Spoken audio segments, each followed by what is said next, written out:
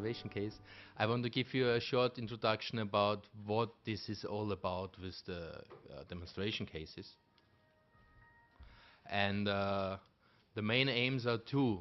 The first is to test in practice the NoK, the prototype of the NoK, in order to detect any kind of challenges, flaws, problems, and hopefully also perfectly performing aspects, and then to be able to improve and adjust and adapt the NoK to the final version.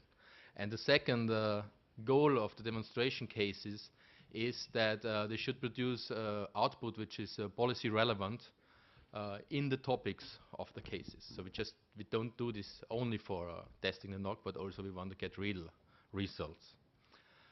We choose from the beginning case study areas that should be very different from each other in order to test the NoK under very different situations and conditions, to test the NoK under different segments of this knowledge landscape that we saw yesterday in the talks that we heard from Estelle, for example. And we agreed very early on the three main sectors: marine, agriculture, and conservation of biodiversity. Meanwhile, we advanced quite a lot already in the demonstration cases, and we are at a level that we know that also in terms of the request we have quite some differences among the three demonstration cases. In the conservation case we have one main requester, and we follow the request of this one main requester from DG Environment. In the agricultural case, it's the case that the team tried to discuss until rather late in the process in a very extensive scoping with many different requesters from different levels, EU level, national level, at least in 2 countries. And in the marine case, it's a science-driven topic. The topic is rather clear since 2.5, 3 years.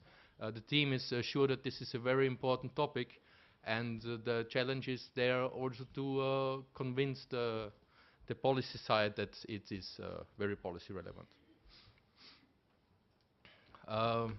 We have also different methods available, mainly 3 that we also decided from the rather beginning that we will include as options. The first is the systematic review, then is the adaptive management and the expert consultation. And meanwhile, it seems that all 3 case studies will at least involve a systematic review. We are still thinking about if there is enough resources available to add also an expert consultation or adaptive management, at least in some of the case studies we are thinking about this.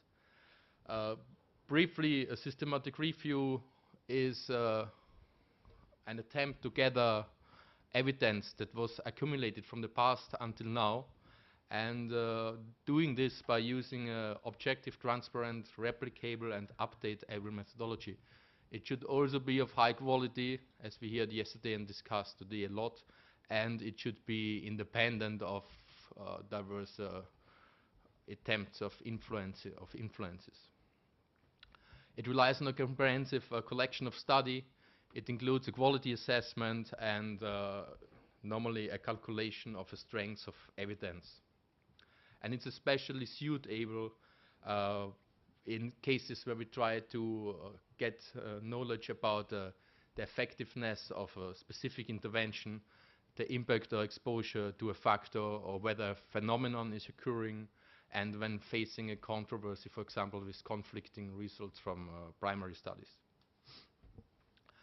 Collaborative adaptive management is more an approach dealing from recent to future, and it is a design that involves a continuous process improvement and learning by doing via monitoring of professional strategies, and you might have changing conditions, and then you can continuously improve the whole approach in the light of new information.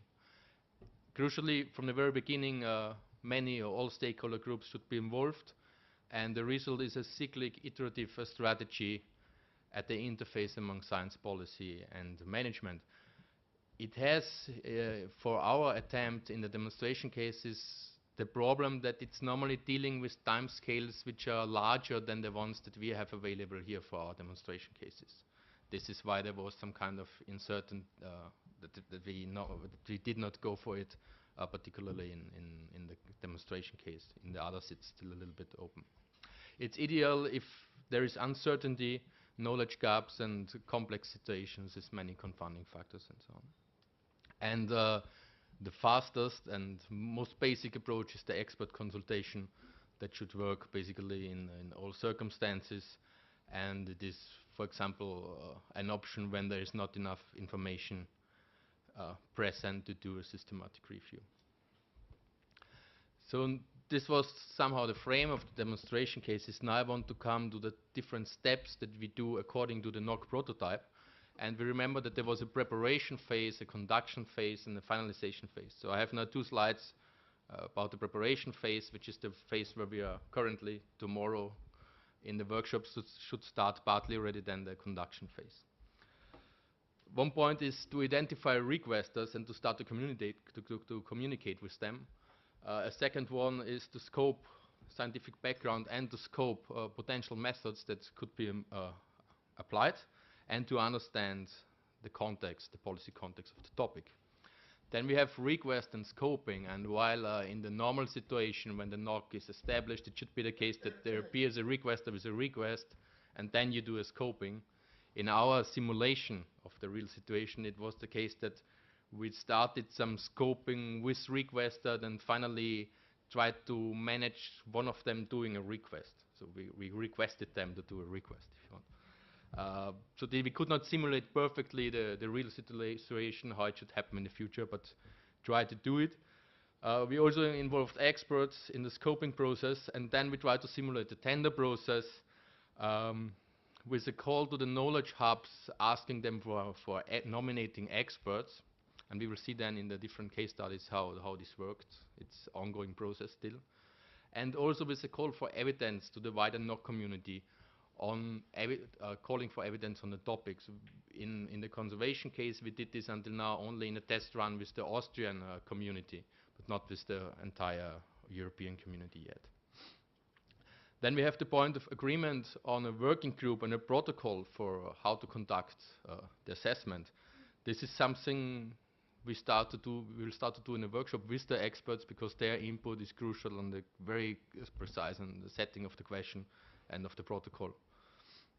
And finally, and we hope to finish this process in June, would be the communication of the protocol. Conducting according to the protocol that will be developed in the workshop, which means tomorrow afternoon, the next morning on Thursday, plus some weeks afterwards. Conducting should finish with the application of the chosen approach in October. Then we have a period for compilation of results until December, a period of review and evaluation, and there should be a final report in March 2013. And then this very important finalization phase, where we have communication with requesters. We discussed in the table and before lunch, for example, if this should be a continuous if this should be done continuously also during the conduction, to avoid that at the finalization only they say maybe you should have included this or that, or we would have wanted something different. So we will include them when we define and definitively the protocol. We should think about if to include them also in the conducting, but for sure in the finalization they will be included. Then there is a dissemination, which might imply a scientific also papers, so this can last quite long.